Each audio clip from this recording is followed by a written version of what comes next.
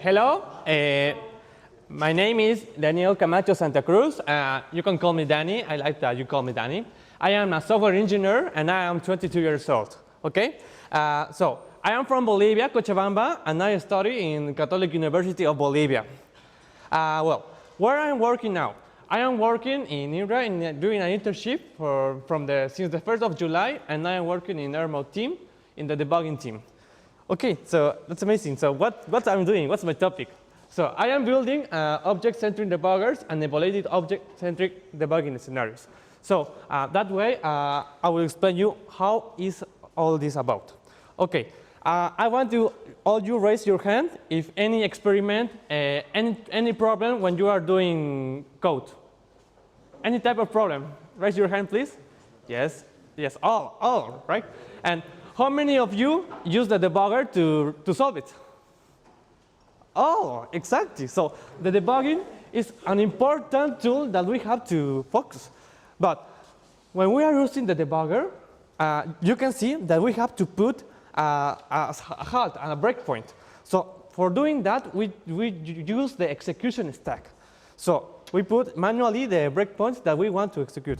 But there is another way to use it. This is the object-centric debuggers. Okay? So it's another type of debugger. It's not better or worse. It's just another type. So this type of debuggers focus on the individual objects and just forget about the execution stack. Okay? So debugger is an important tool, and object-centric debugger is OCD. Perfect. So let's focus. One thing that I learned when I was doing the Faro MOOC is, okay, in Faro, everything is an object. So we can use that, and we can use the object-centric debugging for doing that. So that's an amazing thing. So let's see what operations we can do with object-centric debugger. Well, we have three: with the state access, the message sent, and the message receiving. Okay, so for exploring how is that, I will tell you this example. I think that all you know what is a power bank, yes? We use it to charge our phones. So this is our class that is a power bank, okay? Our power bank has instance variables that are charged. And we can do a lot of methods, 4 methods. 2 methods that are the accessors for charge, and we can charge phone or charge your power bank. Okay, so the first action, state access.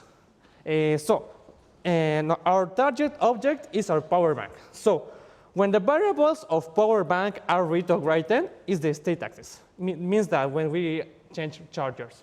Then the message received. When an external object tells to the target object, that is power bank class, to execute a method. Then when power banks tells an object to execute a method, is the message sent. So you see there is difference between them. So now there is implemented one actual prototype. But how is implemented? We use reflection as a tool. So reflection is a really hard thing that is really hard to understand. It takes me so much time, but I think that I get some concept. So I want to explain a little bit how we use it. For example, metalinks. What is a metalink? A metalink is where we can execute code during the code execution. So that's amazing. We have a lot of things, a lot of tools that we can use to do our OCD. So this is how it's implemented and how we can interact with metalinks. You can see for interact with metalinks, we have to access to the AST node. So in the example, you can see that we have a method that is charged, and we are telling, okay, so get the return node of charge and get the AST node, that's return node.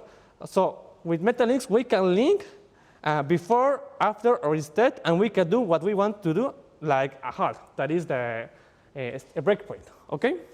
So, but there is more. There is more reflection techniques that we are using to implement OCD. There are like proxy, there are anonymous to class, there are picture behavioral reflection, and well, 10 minutes is not enough to explain all that. So if you want to know how it's implemented, you can look at me and I will explain you better. But now, what is missing? What else we can do? So we have to make an API to interact with the author. So the author can explain, okay, he can define what we want to execute, not only breakpoints. He can do more with OCD. He also can integrate it in the debugger tool. So we have a debugger, and we can integrate it in a graphic way. And of course, test and evaluate it. That is an amazing project, an amazing process. So what I did during my internship Well, first of all, is understand the concept. Like I told you, this is a hard part, but this is an important part. I take like 2-3 weeks trying to understand. Most of all, I read a lot, literally read a lot of papers, or a lot of books, ask so much questions. That is the way that we have to do it. I make diagrams. I make access to all the segments. So this is a task that I do. I can explain you better if you ask me. And when I'm doing that, I create the API to interact with the user, and I define what we want to execute, not only breakpoints. So look at this. This is my API. A power bank is the instance of power bank class that is here. And this is the API that I made. So before any assignment to the instance variable, do this.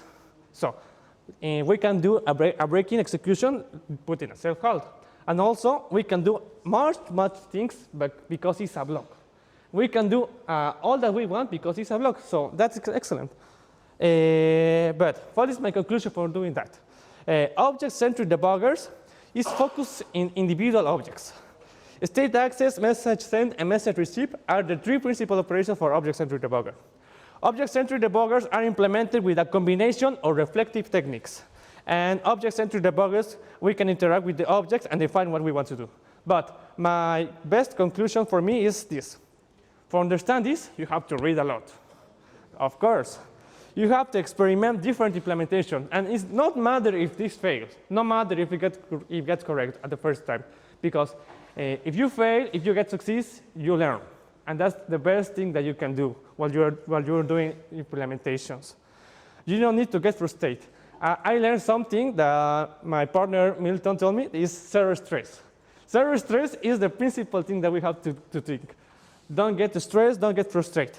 The greater that 5, the greater than 2.